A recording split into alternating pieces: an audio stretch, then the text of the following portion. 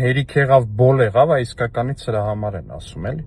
Այս Ղարաբաղյան կլանը պարբերաբար ինչ-որ տենց մարդիկ ուղարկելով վարչապետի մոտ, բա մենք հերոսաբար կռվել ենք, Ղարաբաղյան բարձրաստիճան զինվորականները դեսը դեն, հիմա Դրոյի փողոցի վրա եմ, Բուլիժնիկները, Զեյթունի իմ փողոցն է, որտեղ ես ապրել եմ, մեծացել եմ, ստեղ եմ մեծացել,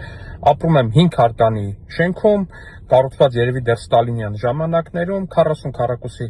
մետր բնակարանում, տենց, իմ բնակարանն է, մեր բնակարանն է, որտեղ ապրել մեծացել եմ, էլի որպես այդպեսի։ Այ այս շենքը, որ դուք տենաք, այ այս նորակառույց շենքը Դրոյի փողոցի վրա, Քանաքեռ Զեյթուն համայնքի, կառուցումը Ղարաբաղցի գեներալներից մեկը։ Արա որտեղից Ղարաբաղցի գեներալին այնքան փող, որ ինքը կարենա Երևանում կառուցի բազմահարկ շենք։ Որտեղից ինձ այդ հարցի պատասխանը ով կարա տա։ Ու այդտեղից արդեն չի գալի են պատասխանները, թե խեր մեր բանակը այդ վիճակին 44 օրյա պատերազմին։ Որտեղից Ղարաբաղցի գեներալին բազմահարկ շենքերի կոմպլեքս կառուցելու համար փող։